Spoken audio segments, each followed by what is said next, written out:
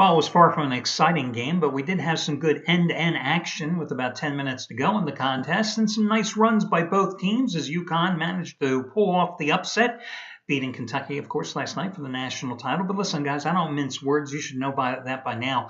And it was not a stellar performance here for most of the handicappers who had been so hot through the round of 16, the round of 8, and, of course, the regional semifinals on Saturday. It wasn't a stellar performance, as I said last night, for most of them. What does it say when I was one of only 3 guys here at the site to have Connecticut? And you know how bad I have been in college basketball the final 3 weeks of the tournament. Yes, and I was one of 3 guys to have UConn. The others last night, of course, Craig Davis cashing in once more. Great weekend for him. Great end to the tournament for him.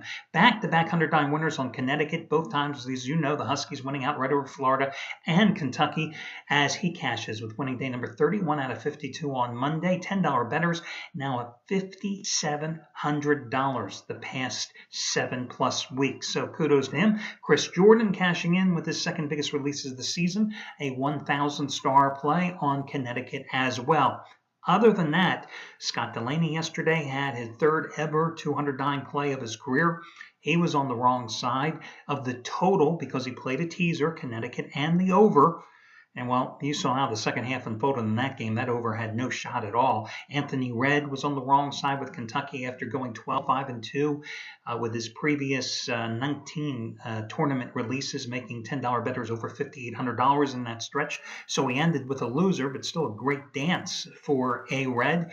Brad Wilton, who had cashed in with those consecutive 60-dime total releases that you got as $9 plays on Saturday in the tournament and Sunday as well. He was on the wrong side with yet another 69 release last night as he had the over in the contest. Problem with that game, at halftime, you look at the halftime score and you thought, okay, if these teams come out strong, you got a chance to still push this one over. And what happens? Boom, Kentucky comes right out.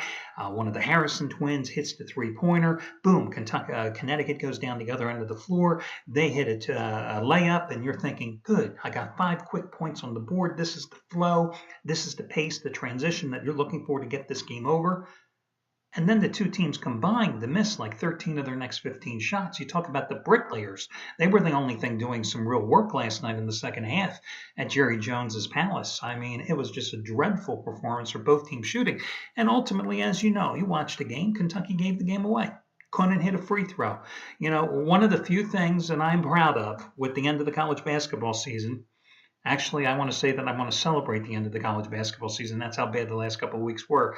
Is that I pointed out in yesterday's analysis, Connecticut had just been a dynamite play from the free throw line, hitting clear almost 90% of their free throw attempts through the first 4 games of the tournament. And you saw a Kentucky team that was just average from the charity stripe during the regular season. Struggled last night. I mean, they left 11 points on the floor.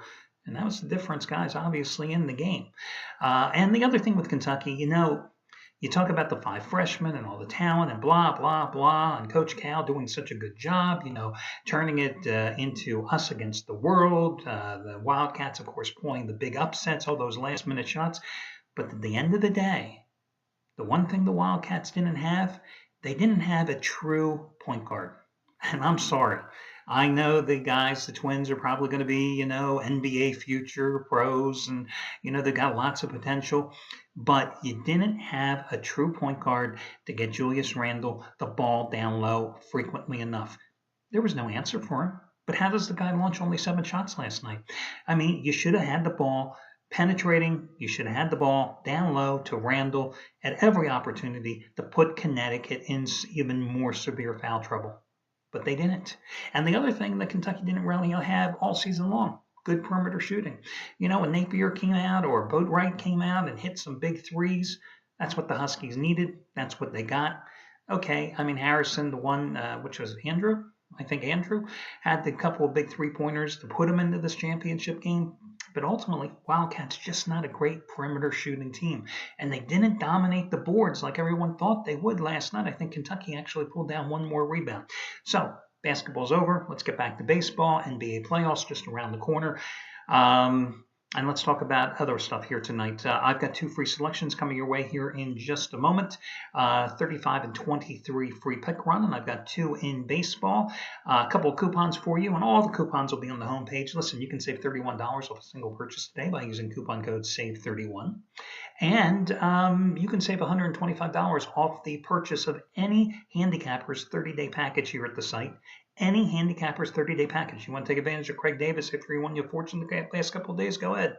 Any handicapper's 30-day package, you save $125 by using coupon code SAVE125. SAVE125. And of course, as you know, the charity play of the week won on Sunday. When you can, please make a donation.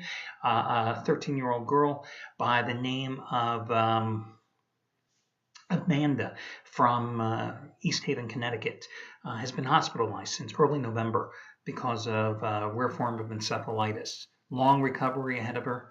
It's mounting financial bills and hospital bills, medical costs for her family. Please give. That's why you got Matt Rivers' NBA Game of the Month winner, and how easy was that one? The Golden State Warriors are 12-point home favorite, won by 28 points over the Utah Jazz. It was a $75 play. You got it for free.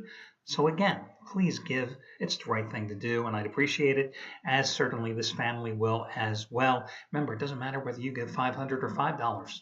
Just participate. That's the whole point of the Charity Play of the Week program. Okay, let's get to your free selections. I'll do these in reverse chronological order. The first game I'm going to take a look at is the interleague contest between the Tigers and the Dodgers. Tigers a 130 favorite in this one. Max Scherzer going. Listen, last year Scherzer on the road, 2.28 earned run average in 16 starts. Do you know at 16 starts at Comerica Park in Detroit, his ERA was 3.55. He opened the season very strong against Kansas City last Wednesday. 4 hits allowed in 8 innings, in which he struck out 7, got a no decision, only walked 1, a game that the Tigers eventually won in extra innings. Now, Dan Herron made his Dodgers debut, and it was strong as well, pitching at pitcher-friendly Petco Park against an offensively challenged San Diego Padres team last Wednesday. He allowed just 1 unearned run in 6 innings. He's making, of course, his home debut tonight for the Dodgers. Listen, the Dodgers won the series finale against the Giants 6-2 on Sunday after losing the first 2 games of that series 8-4 to 7-2. I just like Scherzer on the hill tonight. How many times this year, no matter where he's pitching, are you going to get Max Scherzer straight up, not even on the money line, at minus $1.30? Reigning American League Cy Young Award winner. I'll take him at 130. And that's what I'm going to do as a free pick. Your other free selection, guys, I like the Toronto Blue Jays on the run line as a $1.10 dog, laying the 1.5 runs at home tonight. Mark Burley going for the Blue Jays. He's coming off a great game last Wednesday at Tampa. 8 2/3 scoreless innings, matched a career high with 11 strikeouts in that game. Only walked 1. 3 regular season starts against the Houston Astros. What has he done? He's won all 3 of them, and he has an earned run average of 0.72. One of those starts happened last July 25th at home, and he went the distance with a 2-hit shutout. Now, Brett Oberholzer is going for the Astros. He allowed 3 runs in 5 2/3 innings of a loss at home to the Yankees last Thursday. Listen, the Astros have lost 4 of their last 5 games. They've only scored 5 runs in the 4 losses. They just dropped 3 out of 4 at home to the Angels. They got outscored or out-hit in that series 45-22. This is their road opener. True, the Jays have lost 3 of their last 4, but they just played the Yankees. They just got done playing Tampa Bay. Kind of a brutal schedule to open up against. And sooner or later, this Toronto lineup, you look at all the talent up and down. I mean, they're just batting .216 here in the first week of the season. They're going to start putting runs on the board, and I say they do that tonight against the Astros, and that's why you take the Toronto Blue Jays as a run-like dog. That'll do it, guys. Best of luck to you, and I will catch you again on Wednesday.